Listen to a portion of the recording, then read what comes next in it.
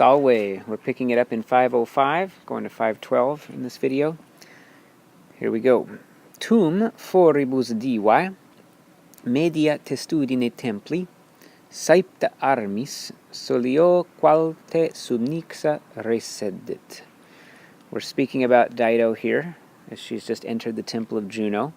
She's just been compared to Diana, and so she's made quite an entrance. And now we're going to continue describing Dido. Then, in the foribus divae, in the doors of the goddess, and what that means is, in the doors is ablative, you got to put it in, it's showing place, and of the goddess, genitive, and by goddess it just means the goddess's temple. So in the doors of the temple, but literally it says in the doors of the goddess, or maybe within the doors of the goddess. And then this also is ablative of place. In the middle of the dome of the temple. So in the middle of the dome of the temple. A testudine is like a shell, a tortoise shell, right? So those are also ablative. In the middle of the testudine, you get in with them. And then another genitive here. Templi. So we have nice little two little phrases that match each other there. Then in the doors of the goddess, meaning temple, in the middle of the dome of the temple. So since he's got temple over here, then you can infer that we're in there, at the temple of the goddess, I guess. Saepta armis. This is hemmed in with arms, or surrounded by arms. And who is Saepta? Well, it's Dido, so that's a nominative. We haven't mentioned her name in this sentence, but we've mentioned her before, so we know we're talking about her. And she's hemmed in armis, or by armis. This is an ablative, so translate it, by arms, or with arms, or in the midst of arms, I guess. Solio qualteris signixa resedit. And she resedet, she sits down, there's a verb. She sits down, leaning, this is subnixa, also a nominative, referring to Dido, on her, and this is ablative, on her solio alte, on her high throne. So you got to put an in there also, on her high throne. Okay, moving on. Let's just do that one more time. Then in the doors of the goddess, in the middle of the dome of the temple, surrounded by arms, and, she is surrounded by arms. I guess you put in an S there. She is surrounded by arms, and she sits down, leaning on her high throne. Iura dabat legesque viris operumque laborem partibus aequabat justis aut sorte trahebat. Dido's still the subject. She dabat, gives laws, or rights, I should say, rights and laws. There's the que.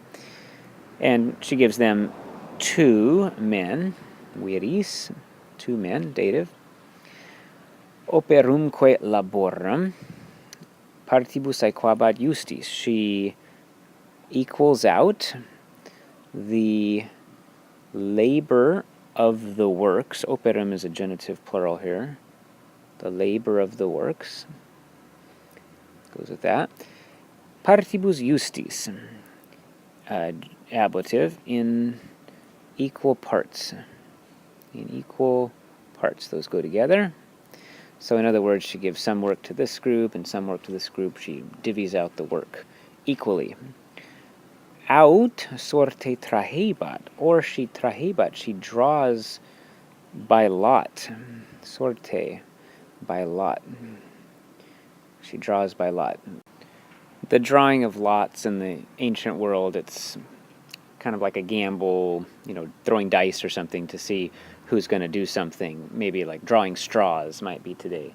The best example I can think of is there's the story of Jonah from the Bible. They want to know who's causing the storm, so they draw lots and they find out it's Jonah. So that's one example there. Okay, let's continue. Well, we'll do that one more time and then we'll continue. She gives rights and laws to the men, and she equals out the labor of the works in just parts. Or she draws them, I guess this again, by lot.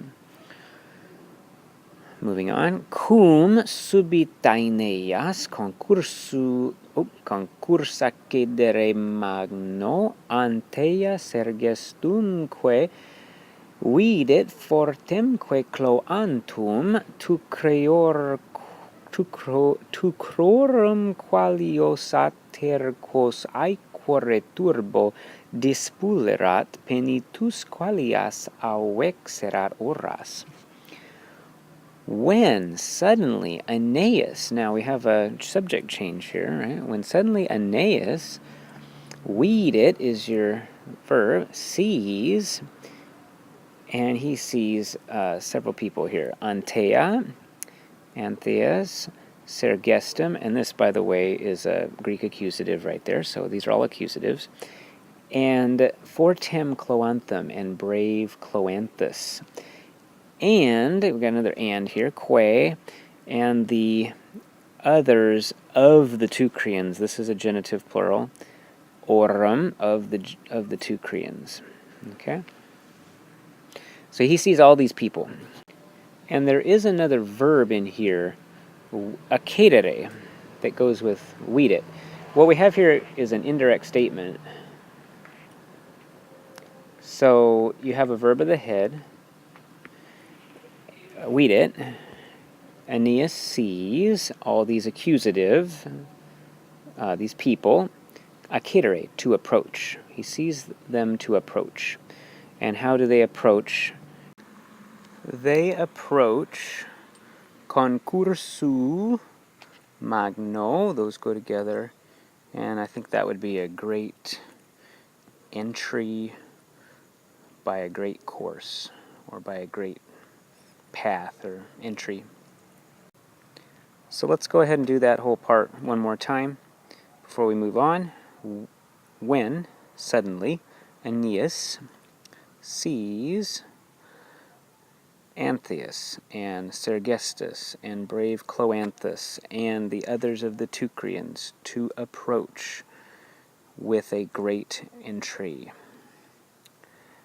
Now this last part with the quos, and this is signaling a relative clause here, so I'm going to bracket this, and this quos refers to all of these guys here. Whom, okay, and it's accusative, whom the ater turbo, the black storm, had dispulerat, had divided or driven apart. Aequore is on the sea, in aequore. Okay, and had deeply, or from deep within, had advexerat, had carried off. And you got to put ad with this next part, to other shores. Okay, to other shores. Because all these guys got divided, and from Aeneas's ships also. Okay, so Aeneas sees all these guys to approach with a great course, whom the black storm had driven apart on the sea, and deep within this storm, it had carried them off to other shores. Vale.